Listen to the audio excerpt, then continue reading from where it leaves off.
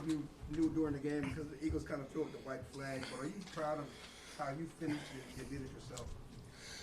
Definitely. I mean, that's the way we wanted it, and I think you just, we understand all the narratives around the game, but frankly, it's still a division game, and that's really was our approach. And we knew that they were going to throw some things at us, and you look at the way the game started, and a lot of deceptives and things like that. So, yeah, I mean, when you play division games, it's always a dogfight. So that was our mindset coming in here.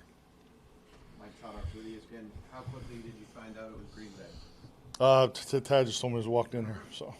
What are your initial thoughts on having? Oh shoot! I mean, I've had a good year. I haven't watched them a whole lot, but yeah, the drama of it, I'm sure you guys will love. I will not participate this year, but no, hey, it's playoff time. It doesn't matter who we play. To be honest with you. Yeah. Tim Cowshaw, Dallas Morning News. How do you feel about the way Dak finished the season, the offense finished the season compared to last year going into the playoffs? Yeah, I mean, obviously last year was not very good for us here. Just reflecting back, but it's two different teams, two different situations. But yeah, we feel good. We wanted to get the run game established, and I think clearly, I was really proud of our young guys. Both Brock and TJ, and particularly Brock, just because we didn't know. I mean, Zach, I didn't know about his illness until he arrived here at the stadium. So that was clearly a last-minute move. The way that went down, I mean, it was probably about 20 minutes before the 90-minute meeting that it was determined that Zach was not going to be able to play.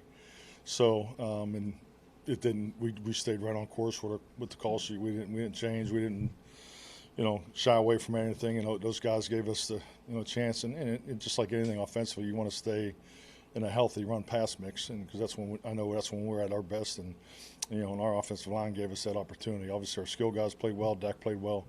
I thought Tony and Rico ran the ball the way he looked for. And even on the flip side of it too, Brandon had to, we had to block, and then also the miss, and then it was important to give him one more kick here at the end because it's regular season's over, but we feel good about the amount of work and everything we put into it, and we're ready to go for the playoffs.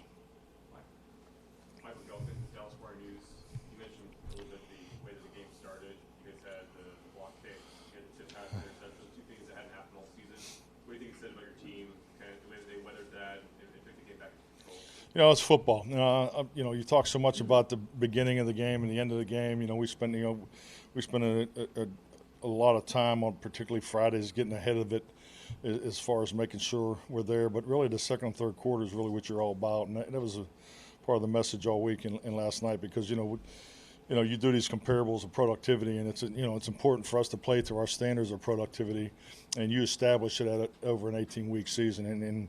And we know who we are. We talk about complementary football, but we play to it, and that's going to be what's going to help us, win these playoff games. So to your point, to me, it's football. Those are first quarter and really second quarter. So yeah, I don't think anybody blinked. I mean, it was a tee stunt, and they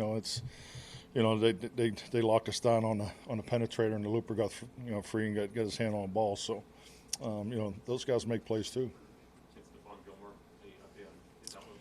I just saw Gilly before I walked in there, and it's a new experience for him, just as far as what he's dealing with, and he told me he was going to be fine, be ready to go. So we'll see how he is tomorrow. Edward, Mike, given the success that you guys have had playing home 16 straight home wins, only team in the NFL to go undefeated at home this year, how much does knowing going into the playoffs that you won't play on the road unless you play a championship game at San Francisco enhance your chances to achieve your objectives? Yeah, I mean, I appreciate the opportunity to speak on it, but I don't think about it. We set the goal, way back in April. You magnify it, in training camp. I think everybody does it similarly, but we understand that the body of work, things that we needed to accomplish during the regular season, we did a good job. I mean, the team should be proud of a 2 seed in a division championship. and because I'm proud of them. But most importantly, it's playoff time, and we need to play our best football. It doesn't matter who we play, where we play them, and that has to be our mindset. And I clearly understand our record, 4-5. I don't sweat it. I've won a Super Bowl going on the road, so it's really about how you're playing. It's the team that plays the best this time of year, and our goal is to work and get hot and go get this wild card game, and then then we'll go from there. Mike, how much is the team's theme is Carpe Omnia the whole year? How much does that get repeated now that this one's done and there's more to go? Well, I mean, we live it, so it's not that it's repeated. It's the it's the overriding mindset of what we're trying to accomplish. I think you do. When you build a championship program, sometimes it may not go as fast as you like. Sometimes it may go too fast, and trust me, it's a lot harder to sustain. So. I just think we're building up until this year.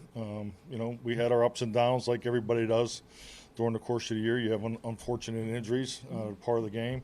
But yeah, we're still on the road to accomplish what we set out to accomplish, and that's going to start with us getting here tomorrow and getting on Green Bay. We'll have a team meeting and we'll jump on them tomorrow at 1:00. So, and that's what we're all about. I just keep, staying after the preparation. I believe in it. I feel our team believes in it, and we'll be ready to go Sunday night. 12 wins. First Cowboys coach to have 12 wins 3 straight years. Does that mean anything to you? I think it means a lot to our football team. It's not just me. I mean, I think we all understand that. I've been so blessed my whole career, going all the way back to my first year in the league, 1993. I mean, there's still things today that I do that I learned from Marty Schottenheimer, Paul Hackett, Jimmy Ray. Just a phenomenal staff, and and you use those things and to have an understanding of what the program is supposed to look like, and from an approach, a systematic. Pieces you put in place, but at the end of the day, it's about the people. It's about the players. It's about the coaches. Our support staff. Great organization. We have phenomenal leadership that gives us the resources to be competitive and line things up. So yeah, it's really a reflection of our program, the way I view it. One quick follow-up. 2 years ago, you told us the way to break through in the playoffs for people to get there. You've done it 3 straight years. What gives you hope or confidence that this year will be different? Hope. Yes. I mean, it's hope, faith, belief, trust. I mean, all those things. That's what you're building over the course of an 18-week season, and just the everyday sweat equity, workload capacity, the connection's strong, and it's as strong as a locker room that I've been around. So. That gives us the opportunity to compete and win. So, hope is a powerful thing. Comment about the Athletic. The rapport that Dak and CD have built throughout this season. How much of that factors in to your belief in how far this team can go? Well, it factors in a lot because I mean you talk about quarterback and receiver relationships, and I've been blessed to be around some great quarterback receiver. Duos, trios in the past, and we have that here, and not only what it does for Dak and CD, but it's infectious. It's all the way through the whole perimeter. You can see the connection he has now with Brandon Cooks, and Ferguson's has really stepped up to the forefront, and you just want to keep building that and grow because as we're standing here right now, there's going to be individuals make plays in the game against Green Bay that or may not have made some plays today, and that's the way it always goes from my experience. So we need everybody. We need that connection with everybody, not just with our quarterbacks and perimeter guys. Coach, can you just talk about as far as the macro of the season, how proud you are of your team, as far as going through the ebbs and flows and never getting too down when the rough patches hit, put yourself in a position to do exactly what you did today? Yeah, definitely. That's and I think it's is a great example of why Buffalo and Miami is important. Why San Francisco was important that early in the season. You know, it gives you a chance to refocus, and you're going to get knocked on your ass in this league. It's very few teams go through it and don't experience that. So, but it is an incredible opportunity to learn and grow, and I felt like our guys, took to that, and obviously we came back and won a game last week and won another one this week. So, and I think we've had these 17 games and we're ready to go. NBC television. With the comments, reports, assumptions that this was Ron Rivera's last game as head coach of the Commanders, you came into as head coach of the Cowboys around the same time as Ron. What's the relationship like? How has it been like facing him all these years? I have a tremendous amount of respect for Ron. His teams have always been super competitive. I think he's a great coach, and I think he's even a better human being. So I have nothing but great respect for him. Yeah, Mike, you went 2 games, Buffalo, Miami. Your defense didn't take away. Last 2 weeks you've gotten back. And that's it seems like such an important part of their identity on that side of the ball. How important is that to recreate that? Yeah, I mean, you definitely work on. I mean, it's something that everybody works on fundamentals and techniques. We spend a fair amount of time on the team fundamentals, and that's taking care of the football and taking away. And I think as a team, I think we'll probably end up around +10. I think that's when you're double digits or more in turnover differentials, and that's, to me, that's the vision of how the team should play, and that's part of the complementary football and playing to the standards that we've set throughout the year, and it's critical that we play that way in the playoffs, because that's who we are. Already, thank you, Mike. Okay, thank you.